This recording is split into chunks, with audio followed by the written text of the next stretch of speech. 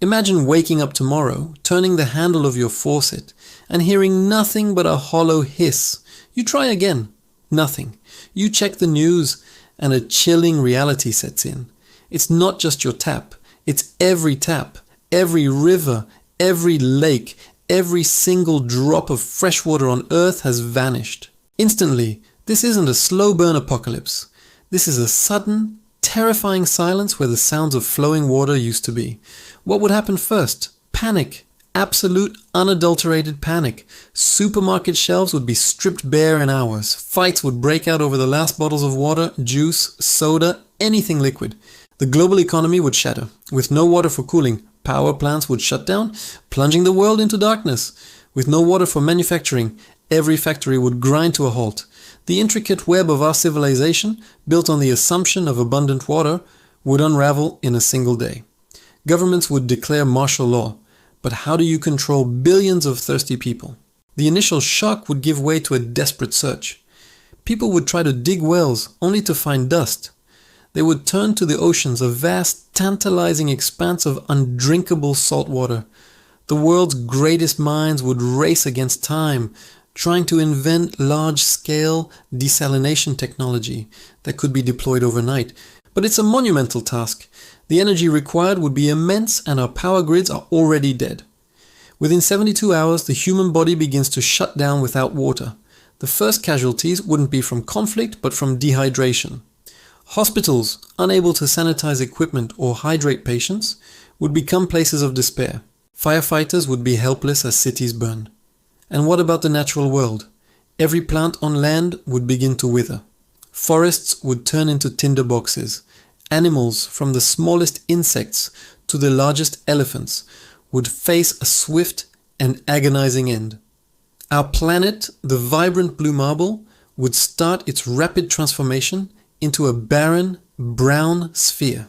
This scenario forces us to confront a terrifying question. What is the true value of water?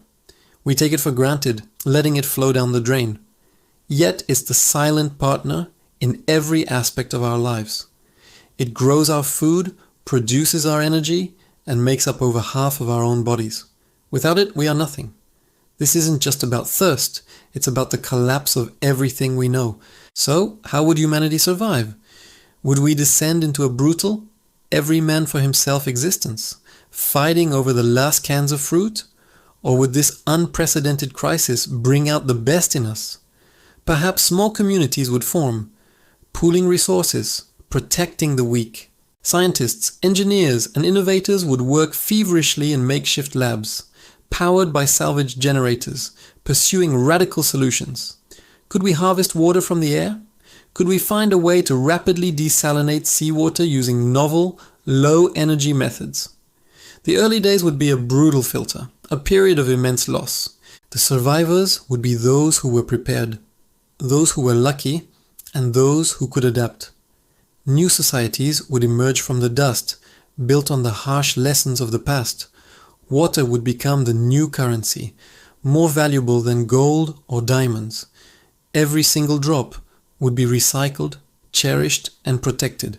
Our entire culture would be rewritten around the principle of water conservation. We might turn to technologies we've only dreamed of. Massive atmospheric water generators, powered by vast solar arrays, could pull moisture from the air, drop by precious drop. Perhaps we would build sealed, self-sustaining biodomes, miniature Earths, where every molecule of water is meticulously managed. The quest for water could even drive us to the stars, looking for icy asteroids or new, water-rich worlds. Our greatest crisis could become the catalyst for our greatest leap forward. But let's step back from the brink. This is a thought experiment, a work of fiction. Or is it? While our fresh water isn't going to vanish overnight, we are facing a very real and growing global water crisis. Over 2 billion people already live in water-stressed countries. Climate change is making rainfall patterns more erratic, intensifying droughts and floods. We are polluting our rivers and over-extracting our groundwater at unsustainable rates. The scenario of a world without water isn't a fantasy to scare you. It's a magnifying glass for the crisis we are slowly walking into. It highlights our profound vulnerability and our absolute dependence on this single resource. The good news is, we have the power to change the ending to this story. We have the technology and the knowledge to manage our water resources wisely. Simple changes in our daily lives multiplied by billions can make a huge difference. Taking shorter showers, fixing leaky faucets, and being conscious of our water footprint are small but powerful acts. On a larger scale, we can support policies that invest in modern water infrastructure, promote efficient irrigation in agriculture, and protect our natural ecosystems like forests and wetlands, which are crucial for the water cycle.